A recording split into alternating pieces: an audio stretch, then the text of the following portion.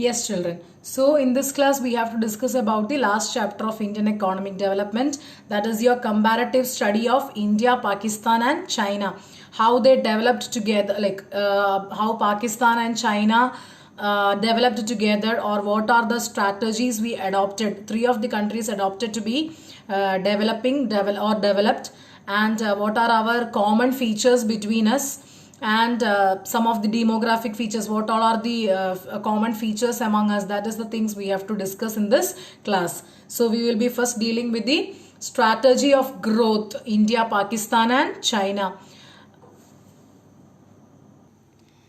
So this is the PPT showing the Indian strategy of growth of India, Pakistan, and China.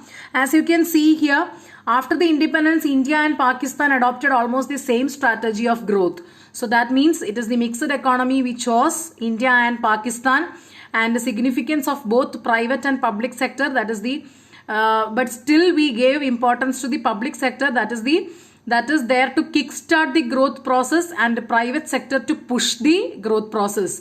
So public sector to kickstart the growth process, and the private sector to push the growth process forward. So that means India and Pakistan, that is we actually got independence in the same year 1947. So since independence, we both countries, that is India and Pakistan, adopted almost the same strategy of growth. So we adopted the mixed economy policy, that is the coexistence of both private sector and public sector. So then significance, that gave significance for both the private and public sector. Then public sector means it is to start, just to give a start to the growth process, and the private sector can push down the growth, push up the growth process. But China adopted statism. Statism means it is socialism. That means state was given more importance, or government was given more importance. That is, ownership of resources was vested with the state, and the state was to decide upon the central problems of the economy. So India and Pakistan adopted the same policy. That is since independence, we got independence in 1947 itself, and we adopted the same strategy of growth. That is, we adopted for mixed economy policy, as well as that is the coexistence of private and public sector, but still we gave the importance to public sector to start a growth process, and the private sector to push up the growth process started. But China gave importance to the statism, that is the socialism pattern of government, socialism pattern of economy.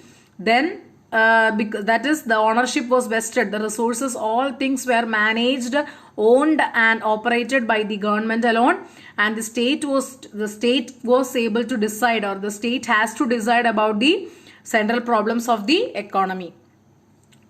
And we have something in common, that is the common element among India, China and Pakistan, where all relied upon the public sector as the core sector. So everyone, all the three sectors, all the three countries gave importance to the public sector as main. Then basically adopted inward looking strategy, that is to protect the domestic industry from foreign competition. So that was to protect the domestic countries from foreign competition, that is to discourage imports. Okay, imports means it will actually destroy the domestic market. So that is why, to discourage the import, or you can say to protect them from the foreign competition, for inward looking strategy was adopted by the three of the countries. But you can see here, China has established a lead over GDP growth and transformation of India and Pakistan. We and Pakistan actually shown a slow pace of development, or you could see a slow pace of improvement, but China has surpassed the lead of GDP over India and Pakistan. Then comparative performances of the economy. You have growth story of China first. Growth story of China. In 2019, you could see GDP accounted for 14.2 trillion US dollars for China. That made China a second largest economy in the world, and you could see an achieved through and you could see an increase in the GDP growth rate after a breakthrough after 1980s. It is because of shift to market economy and export-led production. Main production was actually happening in the economy for exports. Then influx of FDI. FDI means it is foreign direct investment.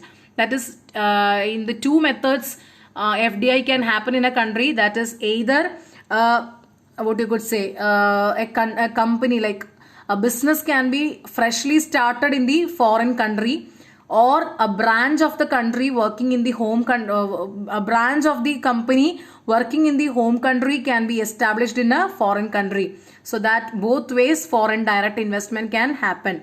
Then cheap labor force, that is that at that particular time China was having the workforce, that is the population under work age, that is 16 to 60 age group was more for them.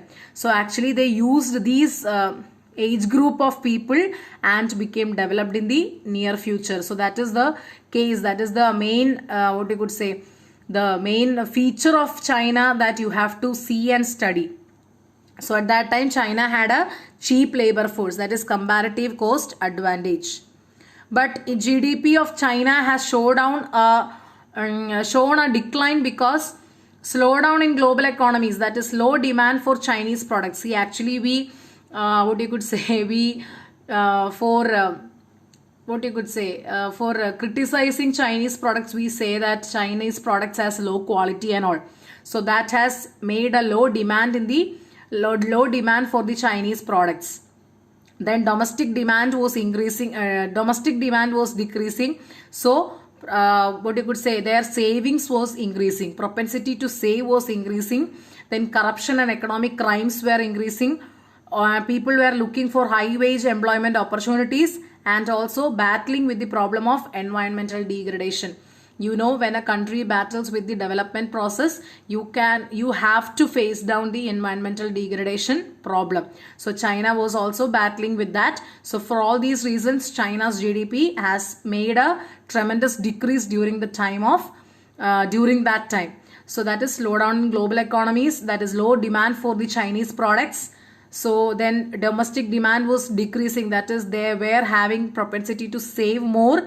Then corruption and economic crimes happened there. Then people are looking for high wage employment opportunities, that is better opportunities with high wage. Then battling with the problem of environmental degradation.